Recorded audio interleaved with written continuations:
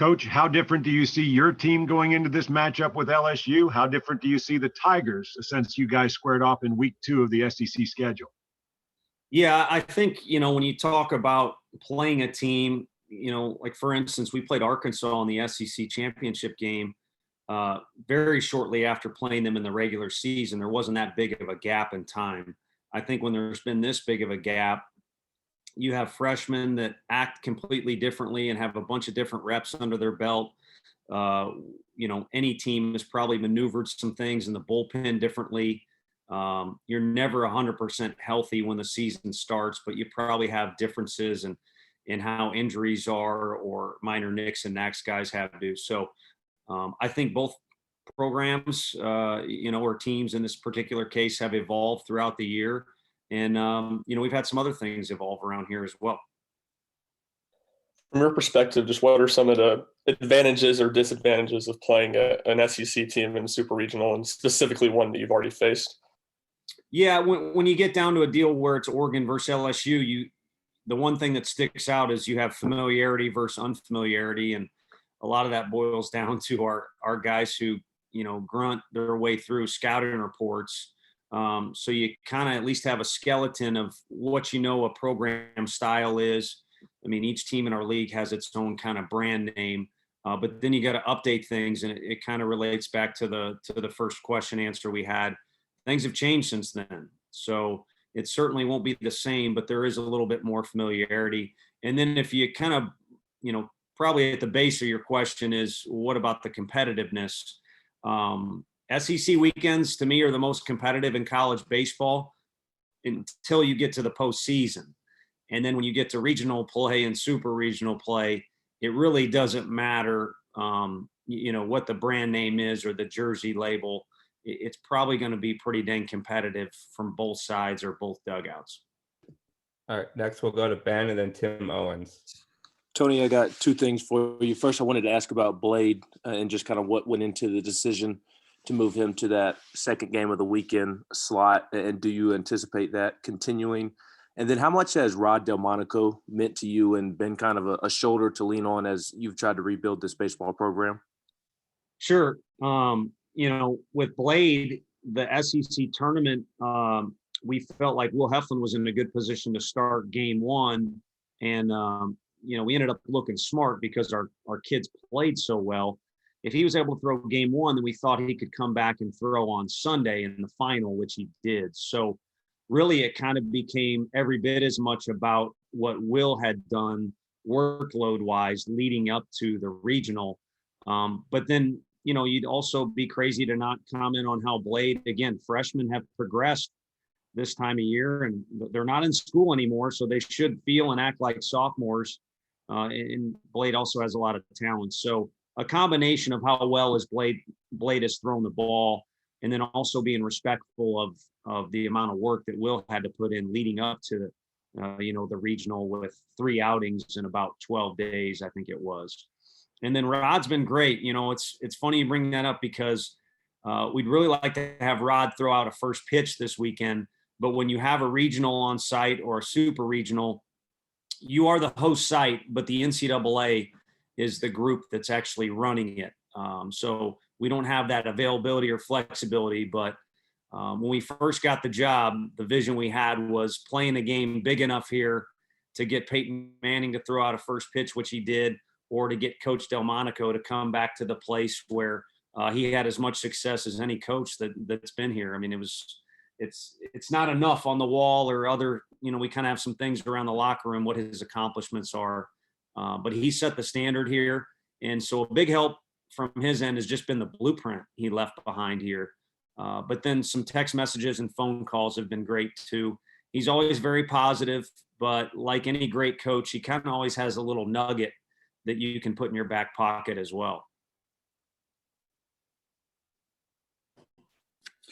Tony, Paul Maneri made some comments on the radio after the first series, calling Tennessee fans downright nasty.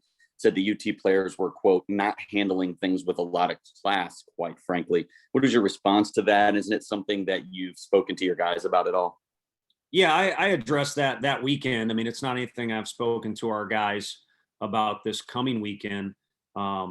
about this coming weekend, if it's anything like last weekend, make it that. So if you want to call that nasty, make it that. But I think what we got going on is our fans are trying to compete with what goes on at Baum Stadium or Alex Box Stadium or down in Starkville. For the life of me, I can't think of who played in Oxford on Monday against Mississippi, but ask those guys how that environment was down there. You can give it a lot of different names, but the bottom line is you have the most rowdy and most electric fan bases in the country are in the SEC. And our kids weren't able to play in front of that the first year and a half here. And we talk about the program evolving, that's one thing that has changed. So if you want to rewind and go back to what happened 10, 11 weeks ago, there's always a reason someone says something. Coach Maneri's a legendary coach, so he's not just going to come out with something, out of left field. You have a smaller crowd, so you can hear exact words people are saying with those smaller COVID crowds. And you had a group of 5 or 6 guys that probably had some pops in them, all over Trey Morgan at first base. And to be honest with you, if you go back and you look at those box scores, Trey Morgan's pretty good to begin with, but they might have even motivated Trey Morgan a little bit because that guy literally could not get out on our field. And then in referencing, our players as far as being classy, I think our guys have done a lot in the community to show that they've got class. The particular instance that went on there is the Tennessee resident that's on their roster, and about 3 or 4 of our guys probably had exchanged words before that moment, but there was a back and forth going on between those guys. But if you're talking about whole team, it's probably pretty evident. If you go back in time, our guys have a lot of respect for LSU and the guys they competed against that particular weekend. We'll go to Rick Russo next, and then Wes Rucker after that. Hey, Tony, congratulations on the run so far. Following up on that, certainly one of the storylines is LSU playing for their coach who's retiring at the end of this season. Maybe talk about that and how that might fire them up, but also the fact that you guys are at home. And if the stat is correct, I think Tennessee in regional games at home, 17-5. So I would imagine that can't be understated, the fact that you guys are home this weekend. No, I think our guys feed off the crowd here. It really kind of feeds the mindset that I think is around here of, kind of knocking down the walls, literally, or just improving the program one step at a time. And again, we want our fan base to fit in with the other great ones in this league. And the amount of fans and the way they watch the games and the way they handle themselves it's on an incline. And we'd like to think that our program is on an incline as well. So it's kind of been fun to see how the two have worked together. And, I think our kids feed off it, like I said, on the field performance wise, but it also kind of plays into that mindset of this is what I came here to do, was either change this or be a part of the vision that the coaching staff had when they took the job here. And it's been a lot of fun. It's been a fun ride. And, whichever team wins this weekend, you go play at another facility. So one more ride in Lindsey Nelson Stadium is what the guys have. And I think they're relishing in that opportunity. And then as far as Paul Maneri goes, it was interesting when it went down. I thought at the SEC tournament, there'd be a lot more questions and things like that for every coach there about it because of the mark he's made on the game. And I don't know how they feel in the clubhouse or if they have their own mantra or whatever it might be. I just know that the guy was one of the first people when I was hired at Tennessee to reach out and congratulate me. And that's something I won't forget. So I'm appreciative of that. And I have an incredible amount of respect for anyone who has success in this game, but more in particular in this league, which can chew you up and spit you out. So again, whatever mantra they have going on is their deal. And I think we're just kind of keeping it simple over here. It's another SEC weekend, which is always competitive and fun. But when you get to this time of year, great for you people to write up stories, and it's a lot of fun to have debates. But you're going to have two sides that really, really want to win, whether it's our super regional or another one. Tony, I'm wondering if, those series that y'all played this season, the one against Florida, the one against Vandy, Arkansas, the regional last weekend. Do moments like that make you feel more comfortable that your guys will go out there and just play ball and maybe use the crowd for juice, but also not get completely distracted by it and not focus on the game itself? Incredibly comfortable, especially based off prior experience. I don't want to say I wasn't confident when we went to Hoover in 2019. I feel like always, if we prepare well, I feel that I'm confident regardless of what coaching staff I've been a part of. And I've been fortunate enough to be around real good players too. So if you got good athletes that are prepared, you should feel like you're set up to have success. But it was a very uneasy environment at Hoover for a group of guys who were doing something for the first time and it was kind of out of their norm. And these guys, even though there have been some things like the SEC final that maybe are their first, they've done incredibly well in those situations. And whether it's gone well or poorly, like losing a series to Vanderbilt, they've taken some nuggets in those situations and kind of put them to use. And so I think everything that's gone on this year, all the extra inning games, a lot of road games, a lot of road wins, some tough breaks, some interesting breaks in a couple of situations. Again, all things that we know in our clubhouse, they've either fed off them or they've used the learning experience to have, future success. So I do think it means a lot. All right, next we'll go to Trey Wallace and then David Oven. Hey, Tony, having I guess you could call it extra day because LSU played the other night and had to travel back. So now you guys don't play till Saturday. Is that going to, first off, how does that help your team when it comes to resting arms and then also the hitting? But also, is that going to help you make decisions on what you do with the pitching rotation this weekend? It could affect bullpen stuff. I think anytime you get an extra day as a pitcher, it's more of a positive than a negative. So really just the whole group, I think, benefits from that. The other thing is you have, obviously, starting from the top, probably out of control emotions that go on when you have a weekend like last weekend, because we didn't just win. You had to grind out a crazy game against Liberty. And then also, the first game, the way it went down, there's a lot of emotion and that can be fatiguing that goes on in that. So I think it really allows our group to kind of gather themselves and get sorted back on a lifting and throwing schedule going into the weekend. I don't know that it will drastically change any decisions we would make with who goes where. But for us, that's kind of our situation. And then, again, you always look at the opponent. Flying back from the West Coast, it's kind of the same deal. You pick a moment to start your week, and the buildup will have something to do with it. But really, it's all about when the first pitch is thrown, you're in the middle of a firefight, and you compete as best as you can, and then let the results take care of themselves. And the one thing I'll fall back on is an earlier answer. The comforting feeling for our staff is this crazy and weird group we have this year has put us in about as many different scenarios as you can envision. And I do think that helps set you up for success when you do experience all those things. Tony, after the way last season ended, what has it been like to just be able to chase this thing? It's been doubly fulfilling, if that's an accurate way to say it, but you kind of, and I think we were, especially me personally, kind of victims of this. You're almost trying to have two great seasons in one, the time of one, and you can't do that. It's kind of like a pitcher, trying to make up for a pitch he threw earlier, trying to throw two baseballs at one time. It's just not going to work out.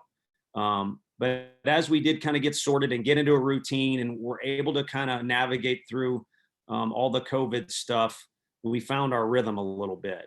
And, not only were we winning games earlier prior to finding our rhythm, we then started to play better baseball.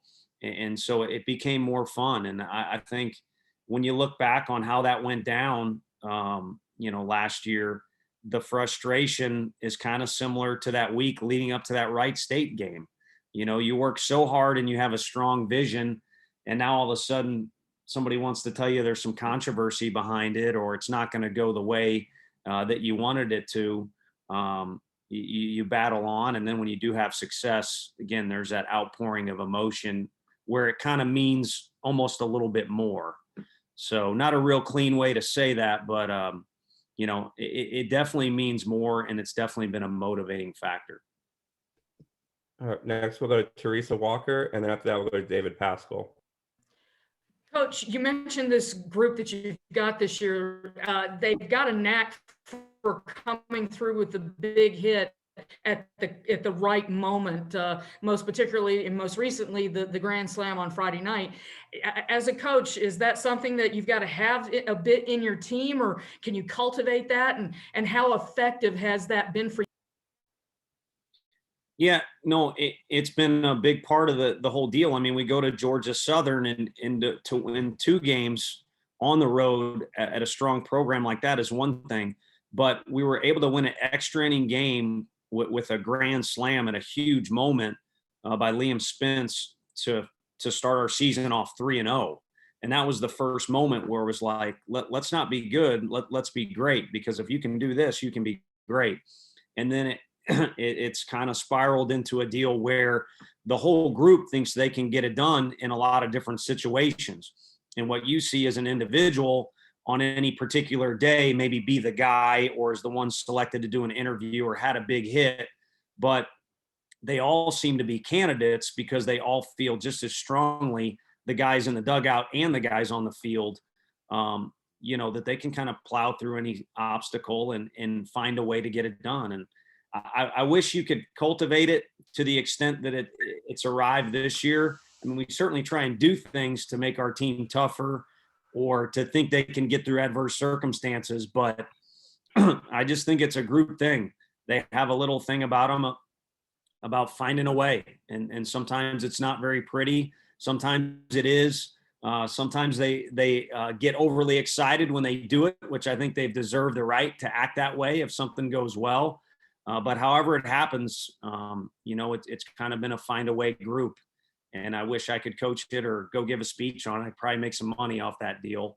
But it's kind of been their little deal that they've created. Tony, this is kind of a follow-up to that. Given the number of walk-offs you've had and how every home run now kind of gains in magnitude, do you limit at all home run celebrations for your players, or do you just let them go? Because you obviously coach with a lot of emotion.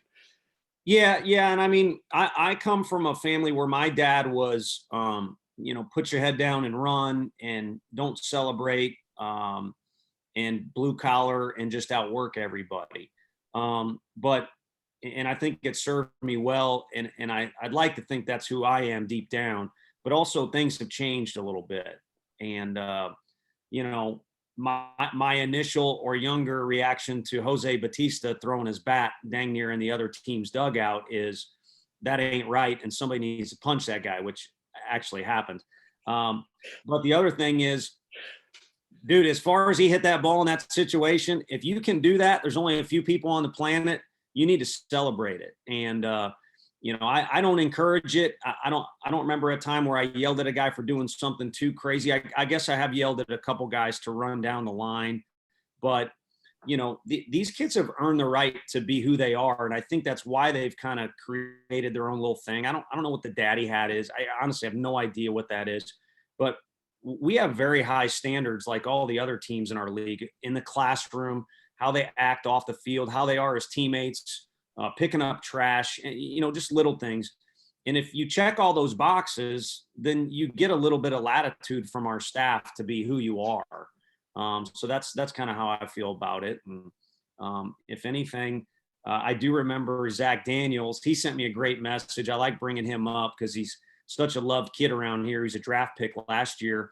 He was a kid who could hit a ball 5 miles, but he always kind of didn't want to rock the boat a little bit. And part of the deal is to be the best version of you, which Zach became when he was here. Hey man, if you hit it 500 feet, you might want to watch it for a second or smile when you're circling around the bases, because there's not that many people that can do that. And I never really had that attitude as a player. And I wish I could go back in time and have the deal where if Alex Bregman is on your team, you love him. And if he's not, you absolutely hate him.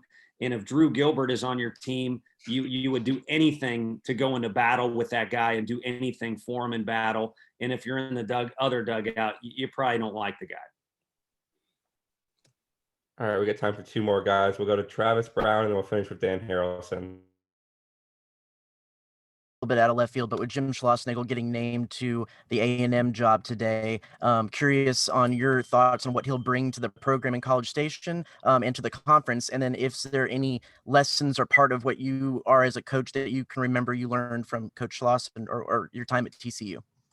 Yeah, not being on social media has its benefits and then also not benefits. I had no idea about that till about an hour and a half ago. Someone texted something about it. So, Coach Childress was a guy that I had a lot of respect for as a player. I knew I wanted to coach, and he was kind of one of those guys I would study a little bit. So I'm sure what he's left behind is pretty strong, as are all the other programs in the league. But whoever gets a job, like Coach Schlossnagle will go there, put his own spin on it, and every team is going to be good in the league. And every year the league is going to be really, really tough. And then when I was down there, probably the best thing that happened to me was I met Josh Elander. He was a guy who had that kind of the Kobe Bryant thing for a coach is the dream. Your best player is your best worker. And, he was certainly our most talented offensive player. And he would also wear me out. We'd have to go to the cage every Thursday and be not just for a little bit, we're talking 60 to 90 minutes. And one of those things, that back and forth and getting to know him, is what made our relationship of kind of working with hitters and then eventually working together and trusting him with our recruiting. It all kind of stemmed back to those days. So that's the thing I take the most from that time down there. Thanks, Coach. Yeah. Coach, I wanted to ask you about player development in relation to the Cape Cod League. I believe you have Drew Gilbert and Jordan Beck on roster as soon as this postseason run ends that will be playing in that. And speaking of one of the coaches in your past, Tim Jamison, that you played for and coached for at Missouri, he mentioned this week it's having players play in the Cape Cod League is huge for competition and just to continue to develop when they do come back for that next season. Just talk about the Cape Cod League and players just getting better from that. Yeah, and I need to reach out to Coach Jay. I'm glad you reminded me. He's an incredible human being, and I owe a lot to him. And I think he's accurate with that statement because it's one of the things we preach to families about the SEC. Come find out what you can do against the best.